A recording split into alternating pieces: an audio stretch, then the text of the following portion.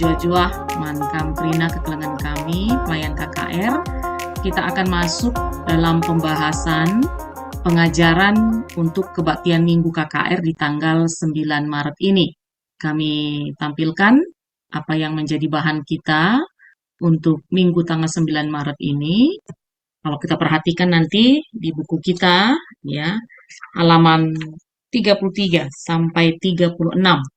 Adapun yang menjadi materi pengajaran, itu bahan Alkitab dari Yesaya 55 ayat 6 sampai 9. Lalu ada bacaan remaja Matius 7 ayat 7 sampai 11 dengan tema pembagian kalau di anak balita dan anak kecil itu berseru kepada Tuhan. Sedangkan anak tanggung dan remaja mencari dan berseru. Lalu ada ayat hafalan Mazmur 91 ayat 15a yang firman Tuhan berkata, bila ia berseru kepadaku, aku akan menjawab.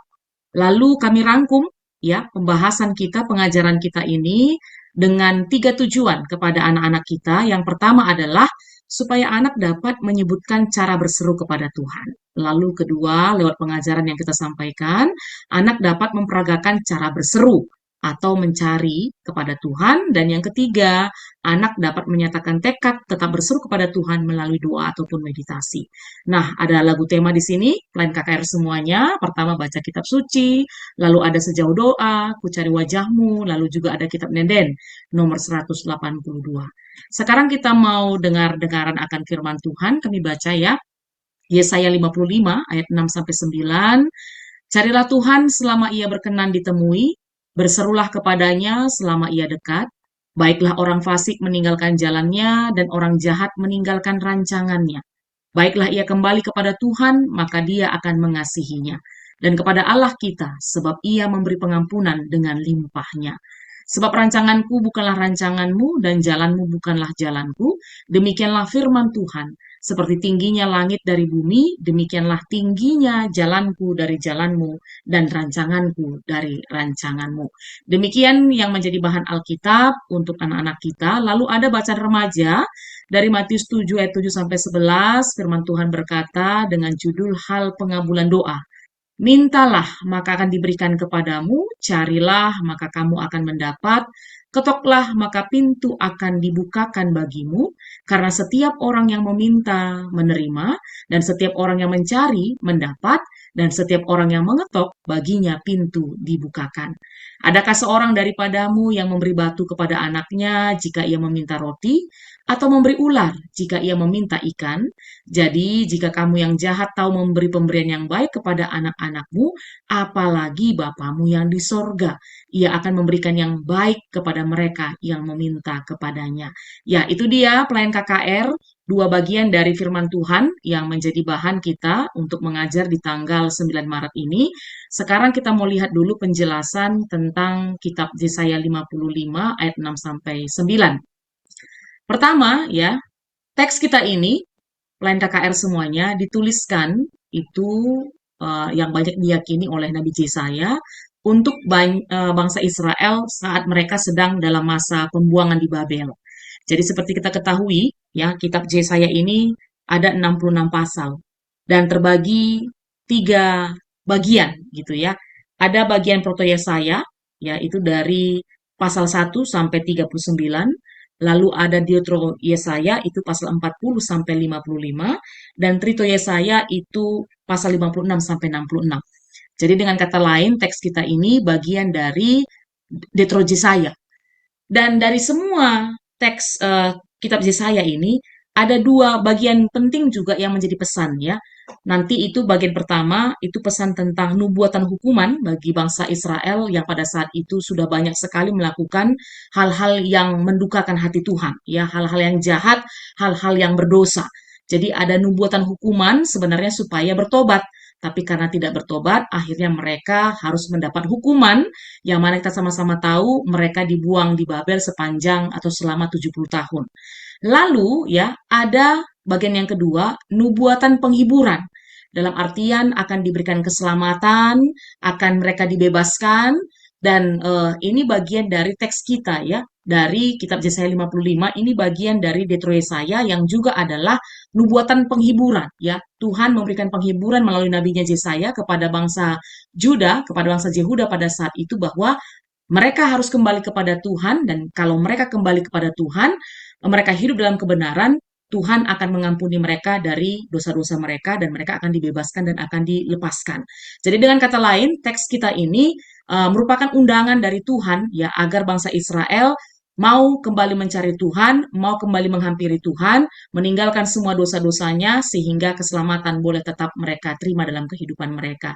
Jadi dengan kata lain, Tuhan menawarkan pengampunan dan keselamatan bagi setiap orang yang mau bertobat, termasuk bagi orang Israel pada saat itu. Nah, kakak guru dan abang guru semuanya, ada 3 pesan utama yang bisa kita dapat dari teks kita, ya, Yesaya 55 ayat 6 sampai 9.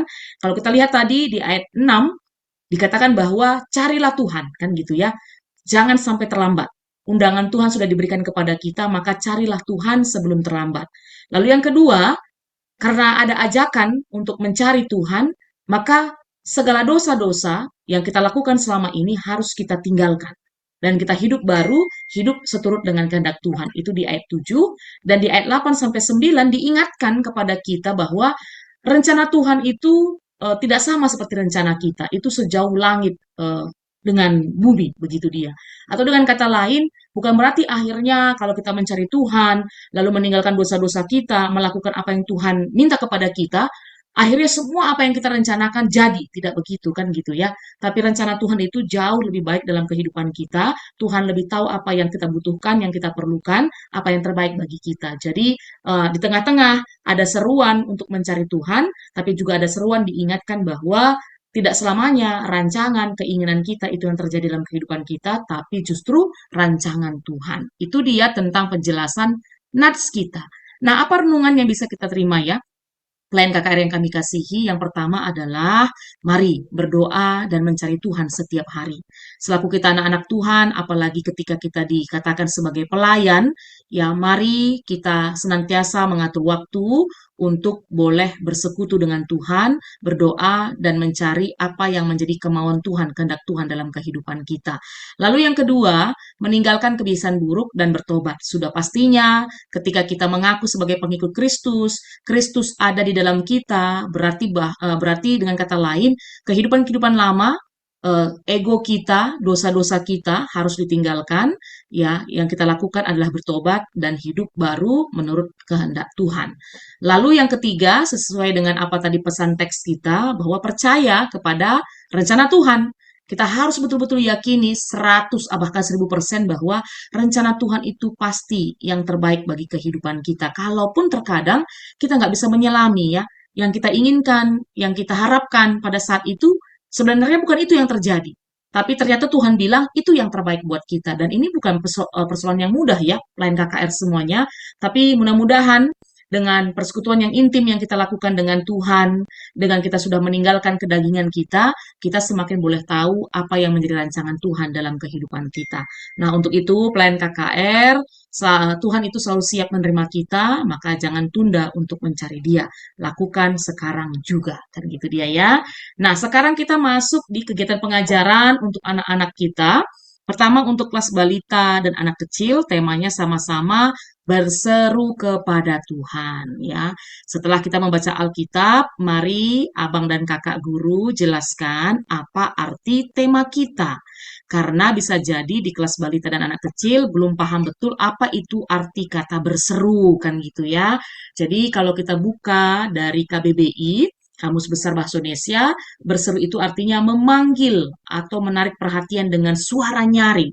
Jadi sebenarnya itu ya arti kata berseru ya, memanggil dan menarik perhatian dengan suara nyaring. Kalaupun di buku ya, buku pedoman kita nggak ada dibahas soal begitu arti dari kata berseru. Tapi kalau KBBI, inilah berseru ya.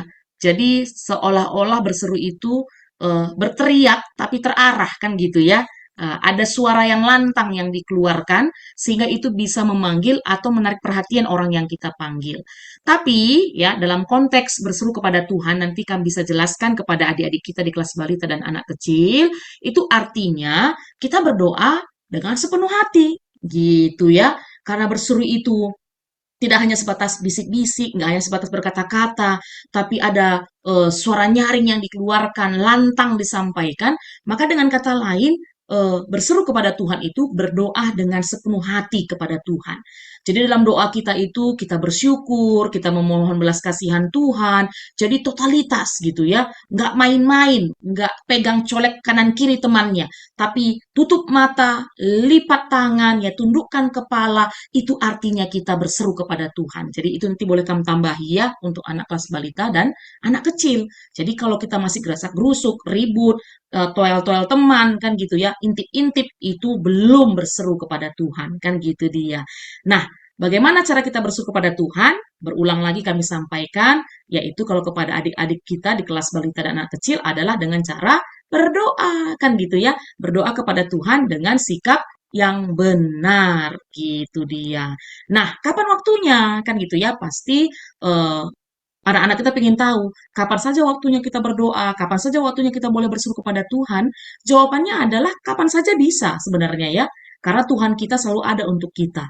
Tetapi harus diingatkan kepada anak-anak kita dilakukan dengan benar kan gitu ya. Jadi bukan sembarangan-sembarangan gitu depan umum. Pingin berdoa, sikit-sikit berdoa. Nggak juga begitu, tapi dilakukan dengan hormat. Kan gitu dia, dilakukan dengan benar.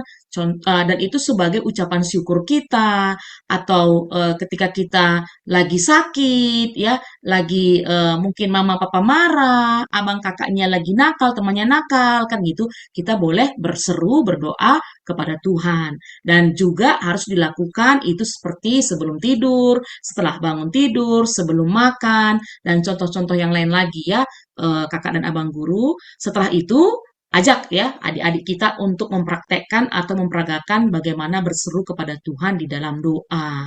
Jadi nanti boleh kakak guru, abang semuanya dipimpin adik-adik untuk bersatu di dalam doa. Dan apa aktivitas yang bisa kita lakukan sesuai dengan apa yang ditawarkan oleh buku bimbingan kita, mewarnai gambar tangan berdoa. Jadi silahkan ya abang dan kakak yang bertugas dipersiapkan aktivitas ini untuk anak-anak kita supaya mereka lebih lengket lagi gitu ya dengan kata berdoa, dengan gambar berdoa, dan akhirnya itu boleh menjadi gaya hidup mereka nanti seterusnya sampai masa depan mereka. Nah, sekarang kita masuk di kegiatan pengajaran anak tanggung dan remaja. Tema mencari dan berseru. Jadi sama ya seperti di kelas balita dan anak kecil, terangkan juga arti tema, tapi ini sudah lebih luas ya, karena ada dua kata di sini yang mau diartikan. Pertama mencari dan berseru. Mencari artinya berupaya untuk mendapatkan sesuatu, baik itu orang atau benda, itu mencari ya. Lalu berseru adalah menyampaikan hal-hal yang diinginkan. Ini kalau terjemahan oleh buku kita yang di pedoman KKR. Tapi seperti kami sampaikan tadi, kalau KBB itu kita berarti menyampaikan atau memanggil atau mencari daya tarik orang dengan suara yang nyaring, yang lantang, kan gitu dia ya. Tapi bisa diartikan jadinya mencari dan berseru adalah cara atau upaya yang berkaitan dan saling mendukung, yaitu menyampaikan keinginan kepada seseorang yang sudah ditemui atau dijumpai.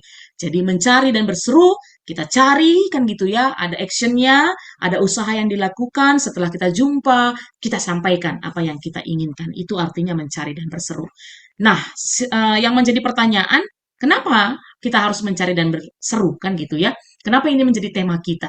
Dan jawabannya adalah sebab dia Tuhan kita. Ya, kenapa kita harus mencari dan berseru kepada Tuhan kita? Karena dia Tuhan kita. Dia sang pemilik kehidupan kita. Dia sang pengendali kita, kan gitu ya. Dia yang maha tahu tentang kehidupan kita. Dan dia penuh kasih, penuh dengan kebaikan. Dan dia sudah mengaturkan rancangan-rancangan yang baik dalam kehidupan kita. Oleh karena itu, sepatutnya setiap kita anak-anaknya, sama seperti kepada orang tua kita, yang selalu kita datang, menyampaikan apa yang menjadi keinginan kita, kan itu ya, itu kalau orang tua kita di dunia. Tapi kepada Tuhan, dia adalah Bapa kita, sang pemilik kehidupan kita, maka seharusnya juga demikian. Kita selalu datang mencari dia, menghampiri dia, berseru kepada dia. Itu dia. Lalu, bagaimana cara kita mencari dan berseru kepada Tuhan? Jawabannya, sesuai dengan teks ya, abang kakak guru semuanya, pertama adalah tinggalkan perbuatan jahat, bertobat. Jadi, doa orang benar, kan gitu ya, kata Yakobus ya, Doa orang benar itu sangat besar kuasanya. Dengan kata lain, setiap kita yang menghampiri Tuhan harus meninggalkan kejahatan-kejahatan, dosa-dosa yang kita lakukan. Kita harus bersihkan diri kita, melakukan kebenaran, kan gitu dia ya. Itu pertama yang bisa kita lakukan. Selanjutnya apa? Baca firman Tuhan. Bagaimana kita tahu untuk menyenangkan hati Tuhan? Jawabannya, ya dengan kita tahu apa isi firman Tuhan. Kalau kita nggak tahu firman Tuhan, ya kita nggak tahu pasti bagaimana harus berlaku dalam kehidupan kita. Maka cara kita mencari dan berseru kepada Tuhan, hidup baru, ya, bertobat, tinggalkan perbuatan jahat kita, baca firman Tuhan, setelah itu sediakan waktu khusus dan rutin, ya, untuk berjumpa dengan Tuhan kita, untuk melakukan hubungan intim dengan Tuhan kita secara pribadi dengan menjawalkan jam doa pribadi. Nah, kalau ditambahkan dengan bacaan remaja tadi, Matius 7 ayat 7 sampai 11, bagaimana teks tadi sangat jelas mengatakan bahwa bagi setiap orang yang meminta akan diberikan, bagi setiap orang yang mencari akan mendapatkan, bagi setiap orang yang mengetuk pintu, pintu akan dibukakan. Dalam artian, apapun yang kita kerjakan di dalam Tuhan tidak akan pernah sia-sia, abang kakak guru semuanya. Ya, tidak akan pernah sia-sia. Kenapa? Karena Tuhan kita maha kuasa, dia penuh kasih, dia pasti akan menjawab. Kalaupun kalaupun seperti yang disampaikan oleh Yesaya tadi, tidak seperti yang kita harapkan yang terjadi, kan gitu. Kenapa? Karena rancangan Tuhan itu tidak sama dengan rancangan kita.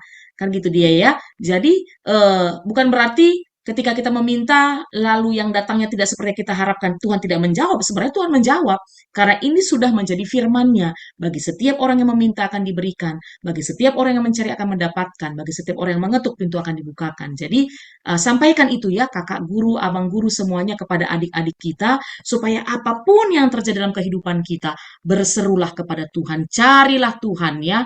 Lalu aktivitas silahkan ya di kelas tanggung, di kelas remaja juga bisa sebenarnya untuk membuat jadwal berdoa. Jadi buat mereka pagi-pagi apa saja mulai dari pagi apa yang mereka lakukan, kapan-kapan saja berdoa. Nanti mungkin boleh kami bikin contohnya ya, kami bikin di kertas. Ini kalau kakak, ini kalau abang, gitu dia. Jadi mereka lebih paham. Oh iya ya, di saat begini juga harus berdoa ternyata ya. Di saat begini juga ternyata harus berseru kepada Tuhan, gitu ya. Lalu untuk anak kelas remaja, tutup ibadah dengan meditasi. Nah, ini ada kami buat ya, abang kakak, karena di sini kan diajak untuk berdiskusi dengan baik pendeta atau pikaris atau detaser. Jadi sudah langsung kami buat ini. Nanti boleh kami ikuti atau mau kami tambahi atau mau kami ganti lagunya juga silahkan. Tapi kami rasa ini yang paling relevan untuk anak-anak remaja yang nggak terlalu panjang ya. Jadi hanya 4 tahap saja, tapi ada persiapan dulu ya. Persiapan ruangan yang tenang, pencahayaan yang redup, posisi anak-anak duduk yang nyaman dengan mata terpejam atau menunduk. Ya, kenapa? Karena kalau anak-anak nanti kalau mereka matanya nggak nutup gitu ya, nggak terpejam, yang ada mereka lihat kanan kiri, yang ada toel-toelan ribut kan gitu ya. Jadi diusahakan setiap anak-anak kakak guru, abang guru suruh untuk tutup mata kan gitu ya, tundukkan kepala. Lalu setelah itu ajak bernyanyi dengan lembut dan menenangkan lagu Sejauh Langit dari Bumi atau Seperti Rusa Rindu Sungaimu. Ini nanti narasinya silahkan dibaca ya. Ada step-stepnya nanti, hening sejenak, biarkan anak-anak merenung, berikan waktu sekitar 2 sampai 3 menit untuk anak-anak berdoa dalam hati, kan gitu ya. Setelah itu, setelah narasi kamu bacakan, respon meditasinya aja anak-anak bernyanyi lagu Bapa Sentuh Hatiku dengan pelan dan menyentuh. Mau ganti lagu yang lain juga silahkan. Setelah itu ada nih doa penutup, ya kan? Dan catatan bisa dilengkapi dengan background musik instrumental rohani agar suasana lebih mendukung. Dalam artian, sepanjang kamu membaca narasi, ya selain tadi sudah bernyanyi lagu-lagu pembuka dan respon meditasi nanti, sepanjang kamu baca narasi, silahkan ada background musik instrumen gitu ya. Jadi begini yang boleh kami sampaikan, abang kakak guru semuanya, semangat melayani buat kamu semuanya, Tuhan memberkati, jujur.